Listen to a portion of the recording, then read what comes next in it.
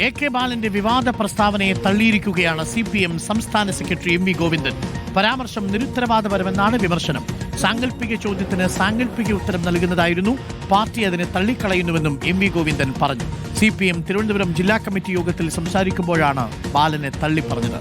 Rahees Rasheed കരുതലോടുകൂടിയാണ് CPM സംസ്ഥാന secretary K ബാലന്റെ വിവാദ പ്രസ്താവനയോട് മാധ്യമങ്ങളുടെ മുന്നിൽ പ്രതികരിച്ചത്. ഇപ്പോൾ CPM ജില്ലാ കമ്മിറ്റിയിൽ പാർട്ടി നിലപാട് വ്യക്തമാക്കുന്നു. പക്ഷേ അതേസമയം മുഖ്യമന്ത്രി കെ ബാലനെ തള്ളിയിരുന്നില്ല എന്നതും ഇന്നത്തെ വാർത്താ സമ്മേളനത്തിൽ നമ്മൾ കണ്ടു. എന്താണ് കെ ബാലന്റെ പ്രസ്താവനയെക്കുറിച്ച് MV ഗോവിന്ദൻ മാഷ് ജില്ലാ കമ്മിറ്റിയിൽ പറഞ്ഞത്? റഹീസ് റഷീദ്. അരുൺകുമാർ, MV ഗോവിന്ദൻ തിരുവനന്തപുരം ജില്ലാ CPMന്റെ യോഗത്തിൽ എടുത്ത നിലപാടിലെ രാഷ്ട്രീയം എന്ന് പറയുന്നത് അരുൺകുമാർ പറഞ്ഞ മുഖ്യമന്ത്രി പിണറായി വിജയൻ ഇന്ന് നടത്തിയ വാർത്താ സമ്മേളനത്തിൽ കെ ബാലനെ തള്ളുന്ന നിലപാടല്ല സ്വീകരിക്കുന്നത്.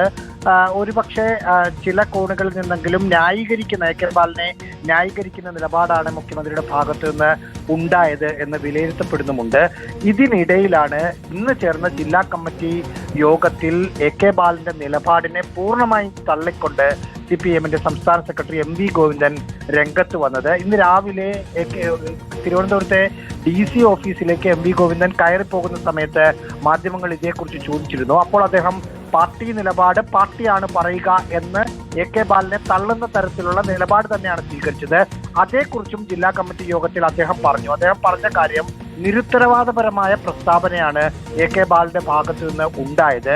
സാങ്കല്പികമായ ഒരു ചോദ്യം വന്നപ്പോൾ സാങ്കല്പികമായ ഉത്തരം നൽകുകയായിരുന്നു.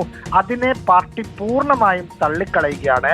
അങ്ങനെ തള്ളിക്കളയുന്ന നിലപാടുള്ളത് കൊണ്ടാണ് മാധ്യമങ്ങൾ ചോദിച്ചപ്പോൾ വിശദീകരിച്ച് അതിന് മറുപടി നൽകാതിരുന്നത് എന്ന കാര്യം കൂടി കെ ബാലൻ MV ഗോവിന്ദൻ പറയുന്നുണ്ടായിരുന്നു.